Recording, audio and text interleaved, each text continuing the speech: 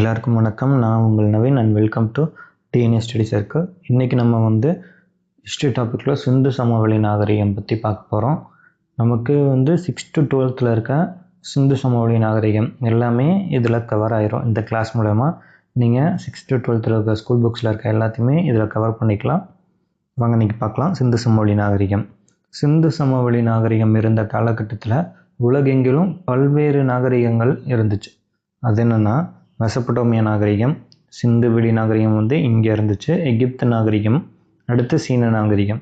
இந்த நாகரிகங்கள் எல்லாமே நதிக்கரைகளில் தோன்றியிருக்கு. நதிக்கரைகளில் இந்த நாகரிகங்கள் தோன்றதுனால இந்த நாகரிகங்கள் எல்லாமே நதிக்கரை நாகரிகங்கள் அப்படின்னு சொல்கிறாங்க. மெசபடோமியா நாகரிகம் அது யூப்ரட்டிஸ், டைகிரிஸ் அப்படிங்கிற ஆற்றங்கரையில் தோன்றியிருக்கு. சிந்து வெளி நாகரிகம் சிந்து மற்றும் அதோட கிளை ஆறுகளின் நதிக்கரையில் தோன்றதுனால இது சிந்து வெளி நாகரிகம் என்றே அழைக்கப்படுகிறது. எகிப்து நாகரிகம் நைல் நதிக்கரையில் தோன்றியிருக்கு. அடுத்து சீன நாகரிகம் ஹுவாங்கோ, அதை இல்லாட்டி மஞ்சள் ஆறு அப்படின்னு சொல்லுவாங்க. இந்த நாகரிகங்கள் இருந்த காலகட்டங்கள் பார்த்திங்கன்னா ஒரே காலகட்டங்கள். மெசபடோமியா நாகரிகம் 3500 to 2000 புதாண்டுக்கு முன் இருந்த காலகட்டத்தில் இருக்குது. அடுத்து சிந்து வெளி நாகரிகம் 3300 to 1900. எகிப்து நாகரிகம் 3100 to 1100. சீன நாகரிகம் 1700 to 1122 புதாண்டுக்கு முன். இதெல்லாம் உலகெங்கிலும் இருந்த பல்வேறு நாகரிகங்கள். இப்போ நமக்கு சிலபஸில் சிந்து வெளி நாகரிகம் மட்டும்தான் நம்ம பார்க்க போகிறோம். சிந்து வெளி நாகரிகத்தில் மேஜராக 2 நகரங்கள் இருந்துச்சு. ஒன்று ஹரப்பா, இன்னொன்று மொகஞ்சதாரோ. ஹரப்பாவை புதையுண்ட நகரம் அப்படின்னு சொல்லுவாங்க. மொகஞ்சதாரோ இறந்தோர் மேடு அப்படின்னு சொல்லுவாங்க. ஹரப்பா நகரத்தோட இடிபாடுகளில் முதல்ல யாருன்னா சார்லஸ் மிஷன். அவர் தான் தன்னோட நூலில் ஒரு புக் ஒன்று எழுதுறாரு. அதில் தான் குறிப்பிடுறாரு இந்த மாதிரி என்னென்னா, சார்லஸ் மிஷன் யாருன்னா ஒரு ஈஸ்ட் இந்தியன் கம்பெனியில் ஒரு பணிபுரிந்த ஒரு படை வீரர் மற்றும் ஒரு ஆராய்ச்சியாளர். அவர் தான் தன்னோட நூலில் முதலாக ஹரப்பாவோட இடிபாடுகள் பற்றி குறிப்பிடுறாரு. அவர் என்ன சொல்கிறாருன்னா, அவர் தற்போது பாகிஸ்தான் உள்ள இந்தியாவுக்கு வடமேற்கு பகுதியை பார்வையிட்ட போது, பாகிஸ்தானில் இந்தியாவோட வடமேற்கு பகுதி அதை பார்வையிட்ட போது என்ன சொல்கிறாருன்னா, சில செங்கல் திட்டுகள் இருப்பதை கண்டார்.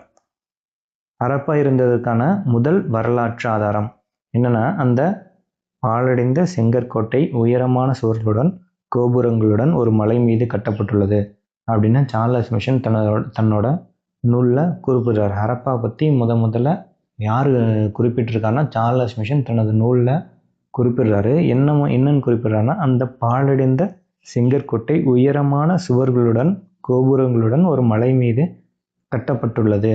இதுதான் ஹரப்பா இருந்ததற்கான முதல் வரலாற்று ஆதாரமாக நம்ம சார்லஸ் மிஷன் சொல்லியிருக்காரு. அடுத்து 1856 லாகூர் டு கராச்சி, இல்லாட்டி கராச்சி அல்லது முல்தான் அப்படின்னு சொல்லுவாங்க. அங்கே ரயில் பாதை போடுறாங்க.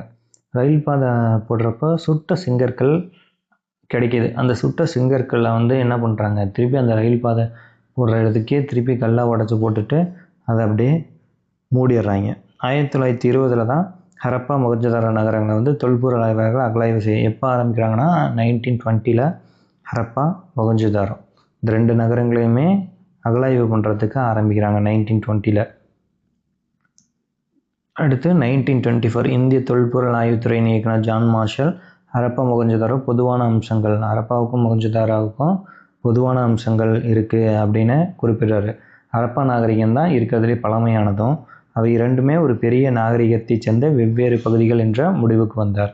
ஜான் மார்ஷல் 1924 இந்திய தொல்பொருள் ஆய்வுத்துறையின் இயக்குனர் ஆர்கியாலஜிக்கல் சர்வே ஆஃப் இந்தியா ஒன்று ஆரம்பித்ததுக்கப்புறம் 1924 யார் அவங்க தலைவராக இருக்காருன்னா ஜான் மார்ஷல். அவர் என்ன சொல்கிறாருன்னா, ஹரப்பாவுக்கும் மொகஞ்சதாரோவுக்கும் பொதுவான அம்சங்கள் இருக்குது. ஹரப்பாவும் மொகஞ்சதாரோவும் ரெண்டுமே ஒரே நாகரிகத்தை சேர்ந்தவங்க, ஆனால் வெவ்வேறு காலகட்டத்தில் இருந்தது அப்படிங்கிறத குறிப்பிடுறாரு. இதில் ஹரப்பா தான் மிகவும் பழமையானது அப்படின்னு குறிப்பிடுறாரு. நாகரிகம் அப்படிங்கிற வார்த்தை எங்கேருந்து வந்துச்சுன்னா லத்தீன் மொழி. நாகரிகம் என்ற வார்த்தை எந்த மொழியில் இருந்துச்சுன்னா லத்தீன் மொழியிலேருந்து ஒரு வார்த்தையான சிவிஸ் என்பதிலிருந்து வந்தது. லத்தீன் மொழி வார்த்தையான சிவிஸ். நாகரிகங்கிறது எதுலேருந்து வந்துச்சுன்னா சிவிஸ் அப்படிங்கிற ஒரு லத்தீன் மொழி வார்த்தை அதுலேருந்து வந்தது தான். சிவிஸ் அப்படின்னா நகரம்னு அர்த்தம். ஆர்கியாலஜிக்கல் சர்வே ஆஃப் இந்தியா, இந்திய தொல்லியல் துறை வந்து ஆர்கியாலஜிக்கல் சர்வே ஆஃப் இந்தியா வந்து இந்திய தொல்லியல் எப்போ ஆரம்பிக்கிறாங்கன்னா 1861 ஆரம்பிக்கிறாங்க. யாருன்னா அலெக்சாண்டர் கன்னியம் அப்படிங்கிற ஒரு நில அளவையாளர், அவரோட உதவியோட இது நிறுவப்படுது. யார்? அலெக்சாண்டர் கன்னியம். இதோட தலைமையகம் எங்கே இருக்குன்னா புதுடெல்லி. இந்த ஆர்கியாலஜிக்கல் சர்வே ஆஃப் இந்தியாவில் தான் யார் வரா? 1924 ஜான் மார்ஷல் வந்து ஹெட்டாக வந்து அவர் என்ன சொல்கிறாரு, மொகஞ்சதாரோவுக்கும் ஹரப்பாவுக்கும் பொதுவான அம்சங்கள் இருக்குது அப்படின்னு சொல்கிறாரு. அடுத்து சிந்து சமவெளி நாகரிகத்தோட நகர அமைப்பு எப்படி இருந்துச்சுன்னா 2ஆக பிரிச்சிருந்தாங்க. நகர அமைப்பு, மேல் நகர அமைப்பு, தாழ் பகுதி. மேல் நகர அமைப்பு வந்து சிட்டாடல் அப்படின்னும், தாழ் பகுதி வந்து லோயர் டவுன். மேல் நகர அமைப்புனா முக்கிய நிர்வாகிகள் வசிக்கும் இடமாகவும், தாழ் பகுதி லோயர் டவுன் மக்கள் வசிக்கும் பகுதியாக இருந்ததாக சொல்லப்படுது. இதோட கால வரையறை, புவி எல்லை தெற்காசியா வரைக்கும் நீண்டு இருந்துச்சு. இந்த சிந்துவெளி நாகரிகம் வந்து எங்கன்னா தெற்காசியா வரைக்கும் நீண்டு இருந்துச்சு. காலப்பகுதி இங்கே வந்து வெண்கல காலம், வெண்கலத்தான பொருட்களை மக்கள் பயன்படுத்தியிருக்காங்க. பரப்பளவு வந்து 13 லட்சம் சதுர கிலோமீட்டர். இங்கே நகரங்களும் கிராமங்களும் எவ்வளோ இருந்துச்சு? 6 பெரிய நகரங்கள், 200க்கும் மேற்பட்ட கிராமங்கள் இருந்துச்சு. அப்போ இங்கே நகரங்களும் இருந்திருக்கு, கிராமங்களும் இருந்திருக்கு. ஹரப்பாவிலும் மொகஞ்சதாரோவிலும் கண்டுபிடிக்கப்பட்ட மட்பாண்டங்களுக்கிடையே சிறிய அளவு வேறுபாடு இருப்பதை ஆராய்ச்சியாளர்கள் கண்டிருந்தனர். எனவே ஹரப்பா நாகரிகம் மொகஞ்சதாரோவை விட பழமையானது. இப்போ எதை வச்சு பழமைங்கிறாங்கன்னா மட்பாண்டங்களை வந்து ஆராய்ச்சியாளர் கண்டுபிடிக்கிறாங்க. அப்போ அதில் வந்து காலகட்டத்தை பார்க்குறாங்க. அப்போ ஹரப்பாவில் கண்டுபிடிச்சது மிகவும் பழமையானது இருக்குது. அப்போ எதை வந்து முடிவு போகிறாங்க? அங்கே கண்டுபிடிக்கப்பட்ட மட்பாண்டங்களை வச்சு ஹரப்பா நாகரிகம் தான் பழமையான நாகரிகம், மொகஞ்சதாரோவோட பழமையான நாகரிகம் அப்படின்னு, மொகஞ்சதாரோவோட பழமையானது அப்படிங்கிற முடிவுக்கு ஆராய்ச்சியில் வர்றாங்க. இந்த தொல்லியலாளர்கள் வந்து புதையுண்ட நகரம், இப்போ வந்து இந்த இடிபாடுகள்லாம் எல்லாமே என்னது? பூமிக்கடியில் புதைஞ்சு கிடக்குது. இந்த இடிபாடுகள்லாம் எப்படி கண்டுபிடிக்கிறாங்க தொல்லியலாளர்கள் அப்படின்னு பார்த்தீங்கன்னா, இந்த செங்கற்கள், கற்கள், உடைந்த பானை ஓடுகள், இந்த மாதிரியான விஷயங்களை வச்சு அதை ஆராய்ந்து கண்டுபிடிக்கிறாங்க. அது ஒன்று. பண்டைய இலக்கிய ஆதாரங்கள், பண்டைய இலக்கியங்கள்லாம் வந்து சொல்லியிருக்குல்ல, அந்த இலக்கியங்களை வச்சு இந்த மாதிரியான நகரங்கள் இங்கே இருந்திருக்கலாம் அப்படின்னு கண்டுபிடிக்கிறாங்க. அடுத்து வான்வழி புகைப்படங்கள், சேட்டலைட் மூலமாக இமேஜ் எடுத்து அதில் வந்து எர்த்தோட சர்ஃபேஸை வந்து எடுத்து எங்கெங்கெல்லாம் இருக்கும் அப்படிங்கிற வான்வழி புகைப்படங்கள் மூலமாக கண்டுபிடிக்கிறாங்க. அடுத்து நிலத்தடியை ஆய்வு செய்ய மேக்னெட்டிக் ஸ்கேனர் யூஸ் பண்ணி, இப்போ நிலத்தடி பூமிக்கடியில் புதைஞ்சு கிடக்கிறத அதை இது பண்ணுறதுக்கு மேக்னெட்டிக் ஸ்கேனர் யூஸ் பண்ணுறாங்க. அடுத்து தொல்பொருட்கள் புதையுண்டு இருக்கின்றன இல்லையா அப்படிங்கிற ரேடார் கருவி, தொலை நுண்ணுணர்வு முறை, ரேடார் கருவி மூலமாக என்ன பண்ணுறாங்க? தொல்பொருட்கள் வந்து புதைஞ்சு இருக்குது, அதை கண்டுபிடிக்கிறதுக்கு என்ன யூஸ் பண்ணுறாங்க? ரேடார் கருவி மூலமாக யூஸ் பண்ணி கண்டுபிடிக்கிறாங்க. அடுத்து ஹரப்பா நாகரிகம் வந்து ஒரு நகர நாகரிகம் அப்படின்னு சொல்கிறாங்க. எப்படின்னா சிறப்பான நகர திட்டமிடல் இருந்திருக்கு, சிறப்பான கட்டிடக்கலை வேலைப்பாடு இருந்திருக்கு, தூய்மைக்கும் பொது சுகாதாரத்திற்கும் முன்னுரிமை. எப்படி அவங்க வந்து இந்த ட்ரைனேஜ் மாதிரியான சிஸ்டம்ஸ்லாம் யூஸ் பண்ணியிருக்காங்க. தரப்படுத்தப்பட்ட எடைகள் மற்றும் அளவீடுகளை யூஸ் பண்ணியிருக்காங்க. விவசாயம் மற்றும் கைவினை தொழில் திடமான அடித்தளம். இங்கே என்ன தொழில் இருந்திருக்கு? விவசாயம், கைவினை தொழிலாம் இருந்திருக்கு. அடுத்து ஹரப்பா நகரம் வந்து நம்ம ஆல்ரெடி பார்த்தோம், 2ஆக பிரிச்சிருந்தாங்க. மேல் நகர அமைப்பை வந்து சிட்டாடல் அப்படின்னு சொல்லுவாங்க, கீழ் நகர அமைப்பை வந்து லோயர் டவுன் அப்படின்னு சொல்கிறாங்க. மேல் நகர அமைப்பு வந்து கோட்டை, நகர நிர்வாகிகள் பயன்படுத்துறதுக்காக இருந்திருக்கு. அங்கே தான் என்னது? பெருங்குளம், தானிய களஞ்சியம், இதெல்லாமே மேல் நகர அமைப்பில் தான் இருக்குது. தானிய களஞ்சியம், பெருங்குளம் இதெல்லாம் மேல் நகர அமைப்பில் இருக்குது. கீழ் நகர அமைப்பு வந்து ஒரு பொதுமக்கள் வசிக்கும் இடமாக இருந்திருக்கு. நகரத்தின் கிழக்கு பகுதியை தான் அது கீழ் நகர அமைப்புன்னு சொல்கிறாங்க. அது அதிக பரப்பளவு கொண்டதான் பொதுமக்கள் வசிக்கிற இடமா இருந்திருக்கு. அடுத்து வந்து மெஹர்கர்ங்கிறது வந்து சிந்துவெளி நாகரிகத்தோட முன்னோடி அப்படின்னு சொல்கிறாங்க. சிந்துவெளி நாகரிகம் இருக்குல்ல, இதுக்கு முன்னாடி ஒரு நாகரிகம், ஒரு கல்ச்சர் இருந்திருக்கும், அதுதான் மெஹர்கர் அப்படிங்கிற இடத்துல இருந்திருக்கு. சிந்துவெளி நாகரிகத்துக்கு முன்னோடி அப்படிங்கிறாங்க. இங்கே வந்து புதிய கற்கால மக்கள் வாழ்ந்த ஒரு இடம் அப்படிங்கிறதுக்கான சான்று கிடச்சிச்சு. யாருன்னா இங்கே மெஹர்கரில் புதிய கற்கால மனிதர்கள் வாழ்ந்ததுக்கான ஒரு சான்று கிடையாது. தொடக்க கால மனிதர்கள் வாழ்ந்ததாக கண்டறியப்பட்ட இடங்களுள் ஒன்று. இது வந்து எங்கே இருக்குன்னா மெஹர்கர் பாகிஸ்தானில் இருக்க பலுச்சிஸ்தான் மாநிலத்தில் போலன் ஆற்று பள்ளத்தாக்கில் அமைந்திருக்கதான் அது மெஹர்கர். இதோட காலம் வந்து BCE 7000. புதாண்டுக்கு முன் 7000 காலகட்டத்தை சேர்ந்தது தான் மெகர்கர். இங்கே வந்து வேளாண்மை பண்ணதுக்காகவும் கால்நடை வளர்ப்பு இது போன்ற தொழில்கள் பண்ணதுக்கான சான்று கிடைச்சிருக்கு.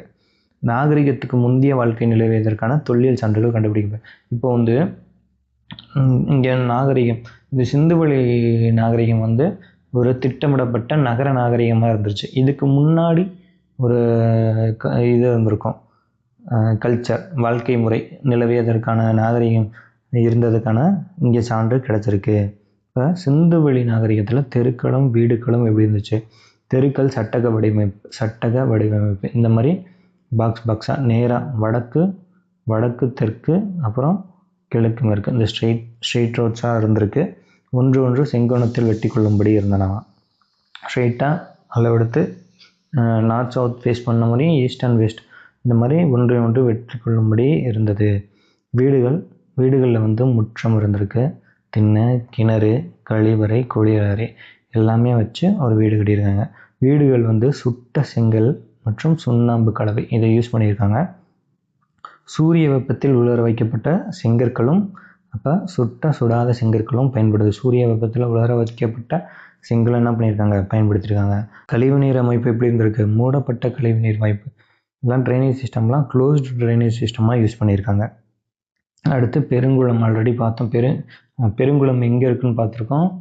மேல்நகர அமைப்பில் வந்து பெருங்குளம் இருந்ததுக்கான சொல்கிறாங்க. பெருங்குளம் வந்து எப்படி இருந்துச்சுன்னா செவ்வக வடிவாக ஒரு நீர்த்தேக்கம் நகரின் நடுவில் இருந்துச்சு. பெருங்குளம் எங்கே இருக்குது, மொகஞ்சதாரோவில் இருந்திருக்கு. பெருங்குளம் மொகஞ்சதாரோவில் கண்டுபிடிச்சிருக்காங்க. வடபுறத்திலும் தென்புறத்திலும் குளத்திற்கு செல்ல படிக்கட்டுகள், நார்த் சைடும் சவுத் சைடும் ஸ்டெப்ஸ் இருந்திருக்கு. குளத்தின் பக்கவாட்டில் 3 பக்கமும் அறைகள், குளத்தோட இந்த 3 பக்கவாட்டிலையும் அறைகள் இருந்திருக்கு. நீர் கசியாமல் இருக்க சுவரிலும் தளத்திலும் இயற்கை தார் பூசாது. பிட்டுமின் அப்படிங்கிற ஒரு இயற்கை தார், நீர் கசியாமல் இருக்க ஒரு இயற்கை தாரை வந்து பூசியிருக்காங்க. அருகில் இருந்த கிணற்றுலேருந்து பக்கத்தில் இருக்க கிணற்றுலேருந்து நீர் இறைச்சி கொண்டு வந்து இங்கே ஊற்றுவாங்க. இது வடிகிறதுக்கு இந்த பெருங்குளத்துலேருந்து நீர் வடிகிறதுக்கும் வகை செய்யப்பட்டிருக்க அந்த இது செஞ்சு வச்சுருப்பாங்க. அடுத்து தானிய களஞ்சியம் வந்து செங்கற்களால் அடித்தளமிட்ட தானிய களஞ்சியம் எங்கே பார்த்தோன்னா ஹரப்பாவில் தான் பார்த்துருக்கோம். செங்கற்களால் அடித்தளமிட்ட தானிய களஞ்சியம் எங்கே இருக்குன்னா ஹரப்பாவில் இருக்குது. அது எதுக்காகனா நமக்கு தெரியும், தானியங்களை வந்து சேகரித்து வைக்கிறதுக்காக தானிய களஞ்சியம் வந்து அமைச்சிருக்காங்க. இதில் வந்து கோதுமை, பார்லி, திணை வகைகள், எள் மற்றும் பருப்பு இதெல்லாம் சிதறி கிடந்தது, இதெல்லாம் சான்றாக கிடச்சிருக்கு. இதெல்லாம் அங்கங்கே இருந்திருக்கு. செங்கற்களால் கட்டப்பட்ட சுவர்களை கொண்ட தானிய களஞ்சியம், செங்கற்களால் கட்டப்பட்ட வெறும் செங்கற்களால் அடித்தளமிட்டது ஹரப்பா. செங்கற்களால் கட்டப்பட்ட சுவர்கள் இருக்குல்ல, சுவர்கள்லாம் செங்கற்களாலே கட்டியிருப்பாங்க. அந்த தானிய களஞ்சியம் எங்கே இருக்குன்னா ஹரியானா மாநிலம் ராகி அருகில் இருக்குது. என்னது, செங்கற்களால் கட்டப்பட்ட சுவர்களை கொண்ட தானிய களஞ்சியம். இந்த தானிய களஞ்சியம் வந்து முதிர்ச்சி அடைந்த ஹரப்பா காலத்தை சார்ந்தது.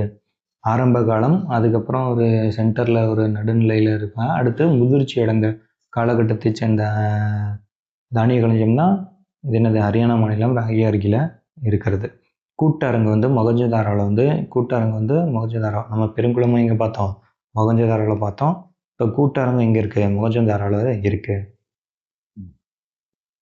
அது வந்து 20 பில்லர்கள் 4 காலம், இப்படி 20 பில்லர் வரிசையாக 1 by 1 வச்சு 4 காலம் 1 2 3 4. இப்போ இந்த இதுக்கு 20 பில்லர்கள் இப்படி நீட்டமாக.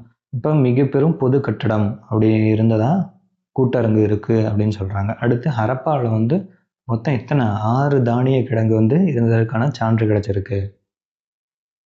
அடுத்து வணிகம் மற்றும் போக்குவரத்து.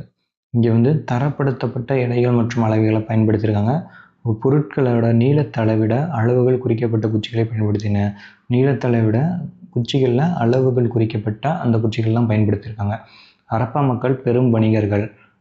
என்னது, சக்கர வண்டிகளை பயன்படுத்தியிருக்காங்க. ஆரக்கால் இல்லாத திடமான சக்கரங்கள் கொண்ட சக்கர வண்டிகளை பயன்படுத்தியிருக்காங்க. மெசபடோமியாவுடன் விரிவான கடல் வணிகம் பண்ணியிருப்பாங்க. மெசபடோமியாவோட நம்ம கடல் வணிகம் பண்ணதற்கான சான்றுலாம் கிடச்சிருக்கு.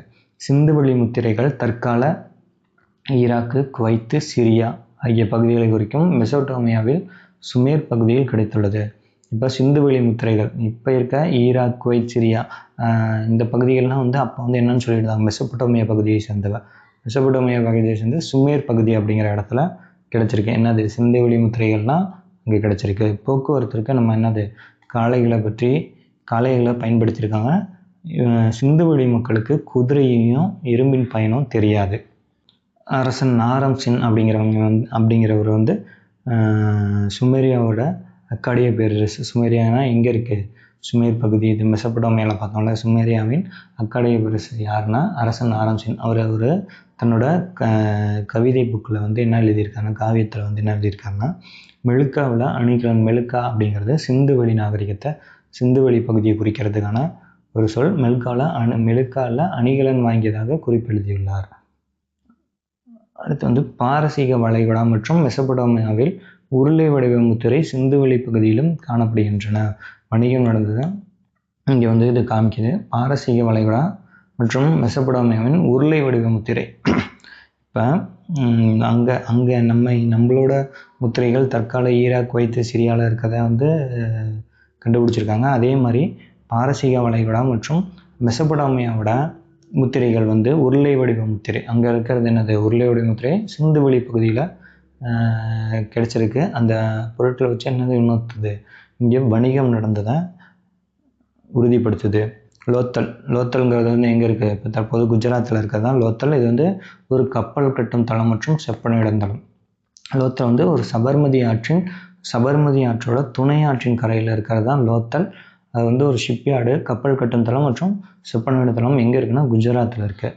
மொகஞ்சதாரோவில் வந்து ஒரு அமர்ந்த நிலையில் ஆண் சிலை ஒன்று கண்டுபிடிச்சிருக்காங்க. மொகஞ்சதாரோவில் எங்களை ஆண் சிலை, நம்ம ஆண் சிலை வந்து அமர்ந்த நிலையில் ஒரு ஆண் சிலை வந்து எங்கே கண்டுபிடிச்சிருக்காங்கன்னா மொகஞ்சதாரோவில் கண்டுபிடிச்சிருக்காங்க. நெற்றியில் வந்து அந்த ஆண் சிலையோட நெற்றியில் வந்து ஒரு தலைப்பட்டை மாதிரி கட்டியிருக்கும். வலது கை மேல் பகுதியை வந்து சிறிய அணிகலன், வலது கை மேல் பகுதியில் வந்து அணிகலன்கள் இருந்திருக்கு. அடுத்து குஜராத் மாநிலத்தில் நம்ம ஆல்ரெடி பார்த்தோம், அளவீடுகள் யூஸ் பண்ணியிருக்காங்க. எடைகள் மற்றும் அளவீடுகள் யூஸ் பண்ணியிருக்காங்க. ஒரு நீளத்தை அளக்கிறதுக்கான அளவுகோலும் பயன்படுத்தியிருக்காங்க. அப்போ குஜராத் மாநிலத்தில் தந்தத்திலான அளவுகோல் 1704 மில்லிமீட்டர் வரை சிறிய அளவீடுகளை கொண்டுள்ளது. எங்கன்னா குஜராத்தில் லோத்தலில் கிடச்சிருக்கு. தந்தம், யானை தந்தத்தாலான அளவுகோல் எப்படின்னா 1704 மில்லிமீட்டர் வரை சிறிய அளவீடுகளை கொண்டுள்ளது. சமகாலத்து நாகரிகங்கள் பார்த்தோம்ல, மெசோப்பட்டோமியா, எகிப்து, சீனா, இந்த நாகரிகங்களில் பயன்படுத்தப்பட்ட அளவுகோல் மிகவும் சிறிய அளவீடு கொண்ட அளவுகோல் வந்து நம்ம பயன்படுத்தியிருக்கோம். அடுத்து மனிதர்கள் முதல் முதலாக கண்டுபிடிக்கப்பட்ட உலோகம் என்னது வந்து செம்பு. மொகஞ்சதாரோவில் வெண்கலத்தாலான ஒரு சிறிய பெண் சிலை ஒன்று கிடச்சிருக்கு. நம்ம ஆல்ரெடி மொகஞ்சதாரோவில் என்னது அமர்ந்த நிலையில் ஒரு ஆண் சிலை ஒன்று கிடச்சிச்சுன்னு பார்த்தோம். அடுத்து மொகஞ்சதாரோவில் வந்து ஒரு வெண்கலத்தாலான சிறிய பெண் சிலை. இந்த சிறிய பெண் சிலை வந்து என்னது நடனமாடு அப்படின்னு சொல்கிறாங்க. நடனமாடும் பெண் சிலை. முழங்கையின் மேல் பகுதி வரை முழங்கையில மேல் பகுதி வரைக்கும், முழங்கையிலிருந்து மேல் பகுதி வரைக்கும் வளையல்கள் அனுபவிச்சிருக்கு அந்த சிலையில். அடுத்து இது வந்து நடனமாடு சிலை வந்து ஜான் மார்ஷல் என்ன ஆல்ரெடி பார்த்தோம், 1924 ஆர்கியாலஜிக்கல் சர்வே ஆஃப் இந்தியா இந்தியாவின் தொல்லியல் துறைக்கு வந்து அவர் தலைவராக பதவியேற்றும் போது என்ன சொன்னாங்கன்னா, ஹரப்பாவுக்கும் என்னது மொகஞ்சதாரோவுக்கும் பொதுவான அம்சங்கள் இருக்குது அப்படின்னு 1924 சொன்னார்.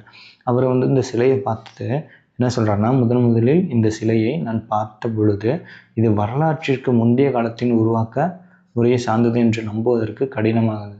வரலாற்றுக்கு முந்தைய காலம், அதில் வந்து இப்படிப்பட்ட ஒரு சிலை உருவாக்கியிருக்காங்க அப்படின்னா அவருக்கு நம்புறதுக்கு ரொம்ப கடினமாக இருந்துச்சு அப்படின்னு சொல்லியிருக்காங்க. யார்? John Marshall. அடுத்து வந்து பார்த்திங்கன்னா KVT, கொற்கை வஞ்சி தொண்டி வளாகம். இது என்னென்னா, பாகிஸ்தானில் கூட நம்ம தமிழ்நாட்டில் இருக்க ஊர்களின் பெயர்கள் வந்து அங்கேயும் இருந்திருக்கு. இப்போ தமிழர்கள் அங்கே இருந்திருக்கலாம், இங்கேருந்து புலம்பெயர்ந்து அங்கே போயிருக்கலாம், இப்போ அங்கே வாழ்ந்தவர்களே தமிழர்கள் தான் அப்படிங்கிற ஒரு கருத்துமே இருக்குது. KVT, கொற்கை வஞ்சி தொண்டி வளாகம். பாகிஸ்தானில் வந்து கொற்கை, வஞ்சி, தொண்டி, மத்ரை, உரை, கூடல்கர் என்ற பெயர் கொண்ட இடங்கள் இன்றைக்கும் இருக்குது. ஆப்கானிஸ்தான் உள்ள பூம்புகார் போன்ற சங்க நகரங்கள் இங்கே எப்படி அதே மாதிரி ஆப்கானிஸ்தானில் பூம்புகார் அப்படிங்கிற பேர் கொண்ட ஒரு நகரம் இருக்குது. ஆப்கானிஸ்தானில் காவிரி ஆறு பொருன்ஸ், அடுத்து பாகிஸ்தானில் தாவரிவாலா பொருணை. இந்த தமிழ் சொற்கள் வந்து அங்கேயும் பயன்படுத்துகிறாங்க. அடுத்து சிந்துவெளி நாகரிகத்தோட மறைந்த பொக்கிஷங்களாக கருதப்படுது சிந்துவெளி எழுத்துக்கள் இருந்துச்சு, ஆனால் அது அர்த்தங்கள் யாருக்கும் தெரியல. பருத்தி கம்பளி ஆடைகள் உபயோகத்தில் இருந்தன. இங்கே என்னது பருத்தி கம்பளி ஆடைகள்லாம் பயன்படுத்தியிருக்காங்க. தங்கம் வெள்ளி தந்தம் சங்கு செம்பு சுடுமண் விலையுயர்ந்த கற்கள் அணிகலன் செய்யப்பட்டிருந்தன. அப்போ இங்கே உலோகங்கள்லாம் என்னென்ன தங்கம் வெள்ளி தந்தம் இந்த சங்கு செம்பு சுடுமண் இதெல்லாம் யூஸ் பண்ணி அணிகலன்கள் செஞ்சுருக்காங்க. இப்போ இரும்பு பற்றி சிந்துவெளி மக்களுக்கு தெரியல. சிந்துவெளி மக்கள் ஆபரணம் செய்ய சிவப்பு நிற மணிக்கர்கள், அதை வந்து என்னது கார்னீலியன் மணி, அதை ஆபரணங்கள் செய்ய கார்னீலியன் மணியை பயன்படுத்துகிறாங்க. அங்கு கண்டுபிடிக்கப்பட்ட நூலை சுற்றி வைப்பதற்கான சுழல் அச்சுக்கள் மூலம் அவர்கள் நூற்கவும் செய்திருக்கின்றனர். அங்கே ஆராய்ச்சி பண்ணும்போது என்ன கிடைச்சிருக்கு, நூலை சுற்றி வைப்பதற்கான சுழல் அச்சுகள், அந்த நூல் சுற்றி வைக்கிற அந்த சுழல் அச்சுக்கள்லாம் கிடைச்சதுனால அப்போ அங்கே நூற்கவும் செய்திருக்கின்றன அப்படிங்கிறது தெரிய வருது. அங்கு கிடைத்த உடைந்த பானை துண்டுகள் விலங்குகளின் உருவங்களுடன் வடிவமைப்புகளுடன் காணப்படுகின்றன. அப்போ பானைகளில் வந்து என்னது விலங்குகளோட உருவங்கள் இந்த மாதிரி வடிவமைப்புகள் இதெல்லாம் வந்து இந்த ஷேப்லலாம் வந்து செஞ்சுருக்காங்க அப்படிங்கிறது தெரிய வருது. சிந்துவெளி மக்களின் தொழில் என்னென்ன தொழில் பண்ணியிருந்தாங்கன்னா வேளாண்மை, கைவினைப் பொருட்கள் செய்தல், பானை மணிதல், அணிகலன்கள் செய்தல், கால்நடை வளர்ப்பு. இந்த தொழிலெலாம் சிந்துவெளி மக்களோட தொழிலாக இருந்திருக்கு. அடுத்து மட்பாண்டங்கள் எப்படி சக்கரம் கொண்டு உருவாக்கின, தீயிலிட்டு சுட்டிருக்காங்க. மட்பாண்டங்கள் சக்கரம் கொண்டு செஞ்சு அதை தீயிலிட்டு சுட்டிருக்காங்க. சிவப்பு வண்ணம் கருப்பு வண்ணத்தில் அழகிய வேலைப்பாடுகள். மட்பாண்டங்கள் எப்படி இருக்குது சிவப்பு வண்ணம் ஒரே சிவப்பு வண்ணமாக இருந்திருக்கு, நடுவில் கருப்பு வண்ணத்தில் டிசைன்ஸ்லாம் போட்டிருக்காங்க. சமய நம்பிக்கை வந்து இங்கே வந்து அவ்வளவா இல்லை. என்ன சாமி கும்பிட்டாங்க, என்ன கடவுள் வழிபட்டாங்க அப்படிங்கிறது யாருக்கும் தெரியல. ஆனால் பெண் சிலைகள் கிடைச்சதுனால இது தாய் தெய்வ வழிபாடு இருந்திருக்கலாம் அப்படிங்கிற ஒரு நம்பிக்கை இருக்குது. அப்புறம் நீர் வழிபாடு, ஆற்றங்கரைகளில் தோன்றதுனால நீர் வழிபாடு இருந்திருக்கலாம் அப்படிங்கிற ஒரு எண்ணமும் இருக்குது. சிந்துவெளி மக்களின் வழிபாடு மற்றும் அவர்களின் மத நடைமுறை பற்றி அறிய எந்த ஒரு ஆதாரமும் இங்கே இல்லை. கலைத்திறன் என்னது பொம்மை வண்டிகள், களிமண் பந்துகள், தலையையும் கால்களையும் அசைக்கக்கூடிய பசு பொம்மைகள், சிறிய குரங்கு, அணில் பொம்மைகள், நாய் நடனமாடும் ஆண் பொம்மை, இந்த மாதிரியான கைவினைப் பொருட்கள் இந்த மாதிரி பொம்மைகள்லாம் செஞ்சுருக்காங்க. ஹரப்பா நாகரிகம் புதுஆண்டு 1900 சரிய தொடங்குது. எதனால் சரிய தொடங்குது அப்படின்னு ஆராய்ச்சியாளர்கள் கருதுறாங்கன்னா சுற்றுச்சூழல் மாற்றமாக இருக்கலாம், இயற்கை சீற்றங்கள், தொற்று நோய் தாக்குதல், காடுகளை அழித்ததால் படையெடுப்பு, இந்த மாதிரியான காரணங்கள்லாம் ஹரப்பா நாகரிகம் அழிந்திருக்கக்கூடும் அப்படிங்கிற ஒரு கருத்து ஆராய்ச்சியாளர்கள் முன்வைக்கின்றனர். பெரிய பரப்பளவு கொண்டது இருக்கின்ற நமக்கு அந்த சம காலகட்டத்தில் இருந்த நாகரிகங்கள்லேயே பெரிய பரப்பளவு கொண்டது வந்து சிந்துவெளி நாகரிகம் தான். பழமையான 4 நாகரிகங்களில் பெரிய பரப்பளவு கொண்ட ஒரு நாகரிகம்னா சிந்துவெளி நாகரிகம் தான். முதல் எழுத்து வடிவம் யாரால், சுமேரியர்களால் உருவாக்கப்பட்டது. முதல் எழுத்து வடிவம் யாரால் உருவாக்கப்பட்டது, சுமேரியர்களால் உருவாக்கப்பட்டது. மொகஞ்சதாரோவில் தொல்பொருள் ஆராய்ச்சி நடைபெறும் இடத்தை உலக பாரம்பரிய தளமாக யுனெஸ்கோ அமைப்பால் எங்கே ஆராய்ச்சி மொகஞ்சதாரோவில் தொல்பொருள் ஆராய்ச்சி பண்ணுற இடத்த வந்து உலக பாரம்பரிய தளமாக வந்து யுனெஸ்கோ வந்து தேர்ந்தெடுத்திருக்காங்க. கதிரியக்க கார்பன் C14 யூஸ் பண்ணி என்ன பண்ணலாம், கதிரியக்க கார்பன் வயது கணிப்பு முறை வந்து இப்போ இது வந்து எவ்வளவு பழமையானது அப்படிங்கிற இதை வந்து நம்ம தெரிஞ்சுக்கலாம். என்னென்னா கார்பன் 14 யூஸ் பண்ணி. மொகஞ்சதாரோவில் பெருங்குளம் உலகின் முதன்முதல் கட்டப்பட்ட பொதுக்குளம். நம்ம ஆல்ரெடி பார்த்தோம், பெருங்குளம் வந்து மொகஞ்சதாரோவில் பார்த்தோம். நார்த் சைடும் சவுத் சைடும் ஸ்டெப்ஸ் இருந்துச்சு. பக்கவாட்டு 3 பக்கமும் குளத்தின் பக்கவாட்டில் 3 பக்கத்திலும் அறைகள் இருந்திருக்கு. இதுதான் உலகில் முதல் கட்டப்பட்ட பொதுக்குளம் அப்படின்னு சொல்கிறாங்க. இப்போதைக்கு நம்ம பார்ட் 1 முடிச்சாச்சு. அடுத்து வந்து இன்னும் கொஞ்சம் இருக்குது, அதை முடிச்சிட்டா பார்ட் 2ல் அதை முடிச்சிட்டா நமக்கு சிந்து சமவெளி நாகரிகம் ஃபுல்லாகவே நமக்கு கம்ப்ளீட் ஆயிரும். இப்போ இந்த கிளாஸஸை வந்து நீங்கள் நோட்ஸ் எடுத்திங்கனாலே போதும். ஃபுல் 6 to 12th புக்ஸில் இருக்க ஐவிசி ஃபுல்லாக கவர் பண்ணிடலாம்.